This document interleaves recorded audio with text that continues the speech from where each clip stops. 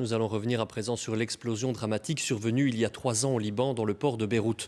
Un souffle d'une puissance exceptionnelle ressenti à plus de 200 km. Mais les chiffres les plus marquants sont ceux du bilan humain. 200 personnes sont mortes et 6500 ont été blessées ce jour-là. Ce n'est pas tant le récit de ce qui s'est passé qui nous intéresse ce midi. Il nous a semblé essentiel d'y ajouter les conséquences humaines et matérielles dans une zone qui tarde à se reconstruire, dans un pays qui connaît la plus grave crise économique de son histoire. Valérie Lafleur et Nathalie Massard.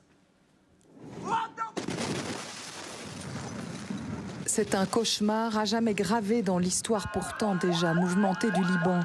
L'explosion en 2 temps d'un entrepôt où étaient stockées sans précaution des centaines de tonnes de nitrate d'ammonium.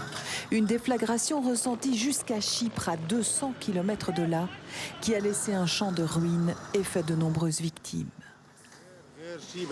On n'a jamais rien vu de tel dans notre vie.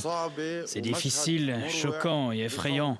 J'ai vite pris ce que je pouvais après l'explosion. J'ai cherché ma famille, je l'ai rassemblée, je suis sorti sur le balcon pour jeter un coup d'œil. C'était en massacre, en massacre, en massacre. Grièvement blessé, Dani Salamé a tout perdu dans la catastrophe, ses biens et sa santé. 3 ans après, cet ancien ingénieur du son qui n'a plus les moyens de payer ses soins se sent abandonné par son pays.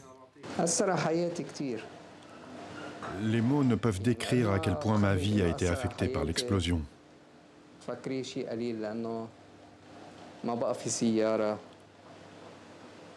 J'ai perdu ma voiture, ma maison, mon travail, ma mobilité. J'ai tout perdu. Et personne ne s'est occupé de nous. J'aurais aimé que quelqu'un le fasse. Une amertume que partage cette ancienne maquilleuse de célébrité, blessée et défigurée dans l'explosion. Quelqu'un a volé ma vie en 5 minutes et je ne sais pas qui c'est. Pourtant, me voilà 3 ans plus tard en train d'être filmé au même endroit, comme si de rien n'était. Et les gens ont oublié. Mais c'est moi qui ai été blessé et qui suis devenu handicapé. Voilà, maintenant on m'appelle une personne handicapée. Les survivants du drame ne sont pas les seuls oubliés d'un État en déliquescence. 8 personnes sur 10 vivent aujourd'hui sous le seuil de pauvreté au Liban.